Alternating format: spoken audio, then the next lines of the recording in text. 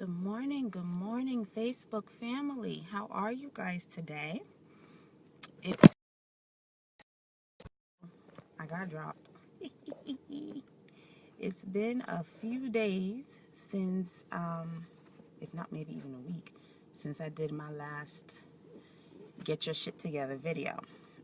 It's been real hectic. I'm doing multiple things. I feel like an octopus. Like my arms are in everywhere and everything. I don't have enough arms to do it all, but I'm here today. And as always, it seems to be that the morning time works best for me right before I get ready to go in to see a patient. So right now it's almost 9 o'clock. I'm going to try to keep this short as possible. I'm at a nursing home in Long Island. Good morning. I'm at a nursing home in Long Island to see 2 of my patients for today. So I'm just waiting until it's closer to 9 o'clock so I'll let the staff get in before I come in asking for what I need. Essentially, today's topic is about a living will. Is it needed? What is it? A living will is essentially a form. There is no state form for that. You can go on any website and if you Google living will and then download a copy of a living will. The living will that I use comes from caringinfo.org, caringinfo.org. And you can actually at that website, you can download your state's healthcare proxy and living will together. Okay, so that one I actually have to download some and send them down to my parents for Florida, have them fill their stuff out. So you can go to caringinfo.org and get a copy of a living will. The living will, in my research, does not have to be notarized. It does not have to be notarized, and it technically doesn't need 2 witnesses, but I think it's good if you have 2 witnesses, just like we do for the healthcare proxy.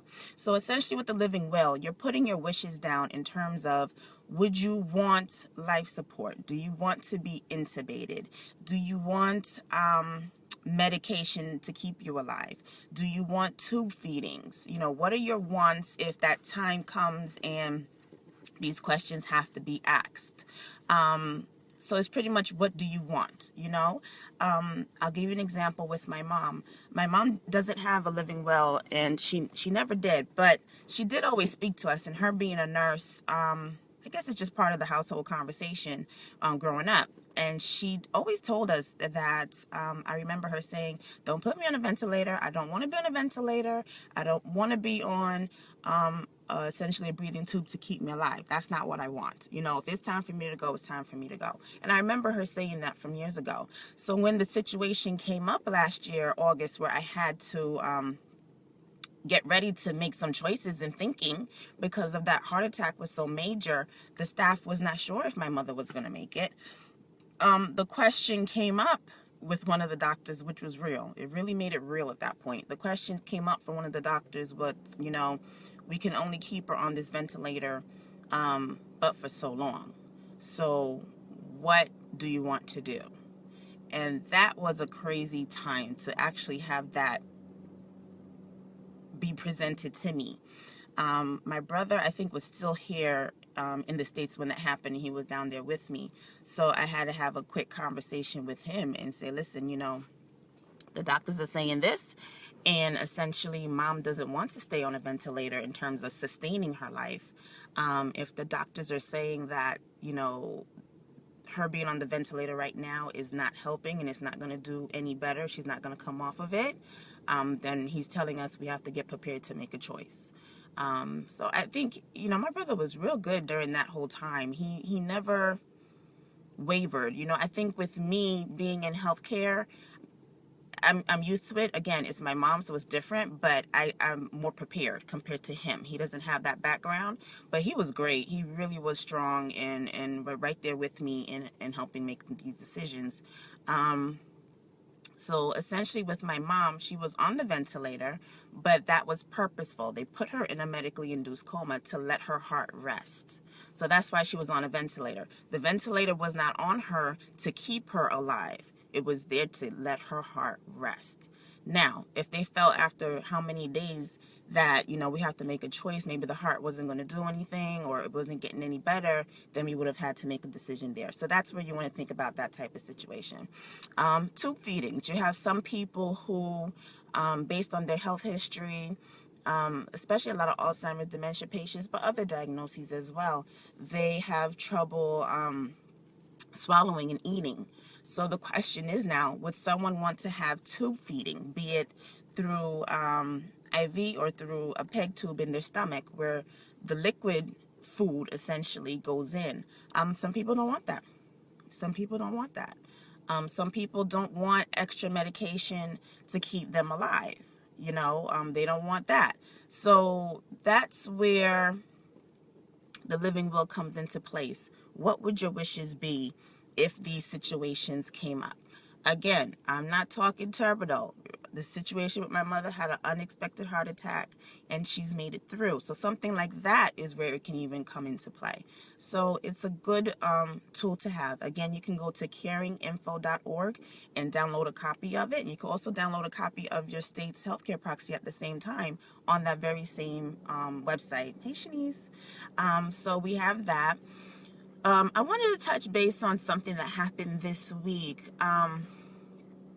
This week, there have been 2 deaths that have kind of been, tossing with me this week. And it's kind of like, man, that's crazy.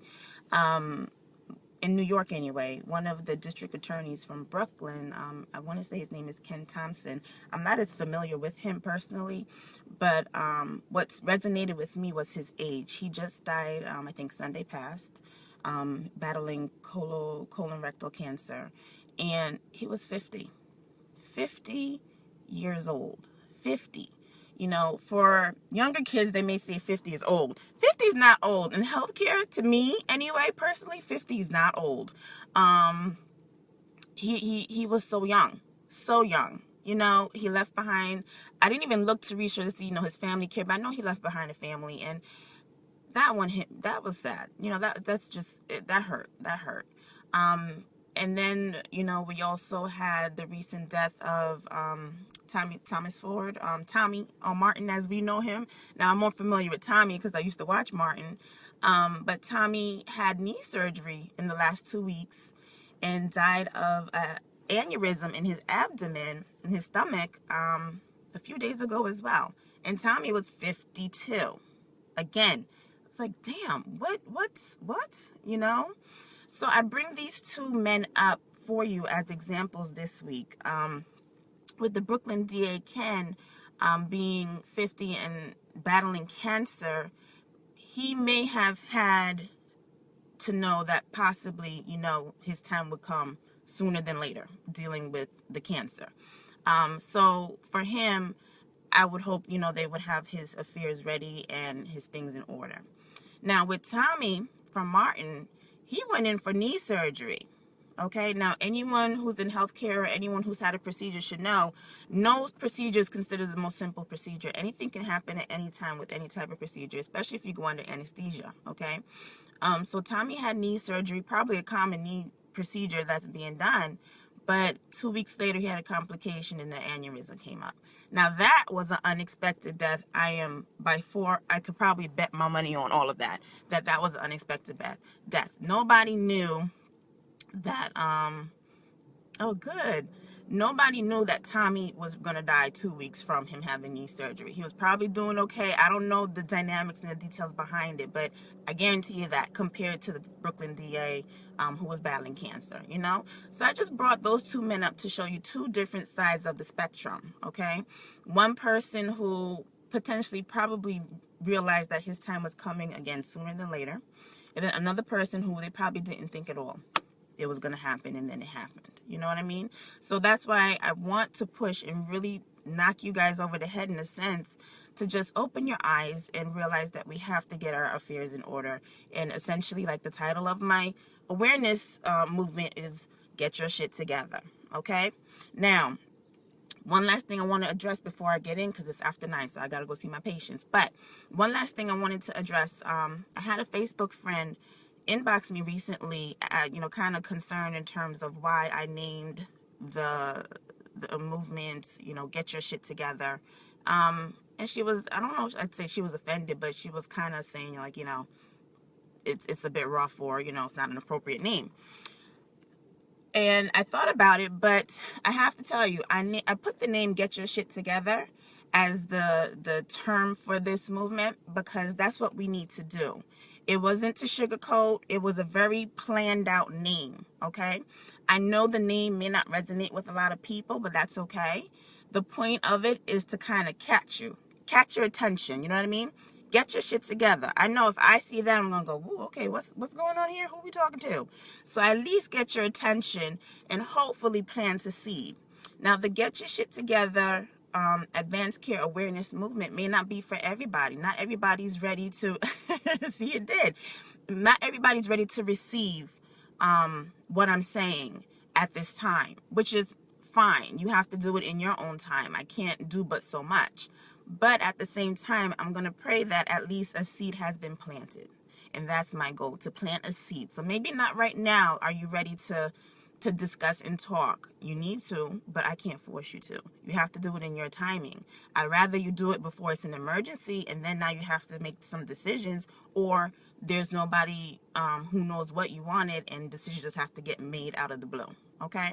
So the Get Your Shit Together awareness movement, the title, Get Your Shit Together, is not to offend anyone, and is not to say that getting our affairs in order and our affairs are considered shit. That's not what it is. But it was definitely to get your attention, for you to stop for a second and go, what is she talking about? So I can catch your ear and get you started in terms of having your conversations with your family members, okay? And again, the awareness movement is not for everyone, which is fine. Everything's not for everyone. That's just life, right? But it was an intentional name. That is the name intentionally that I wanted to do, okay? So guys, I'm going to head into this nursing home and go see my patients, but I want you all to have a blessed day, a blessed weekend.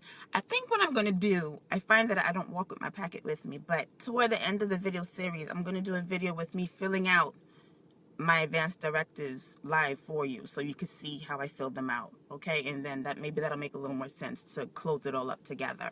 All right, but y'all have a blessed weekend, and I'll talk to you soon. Bye.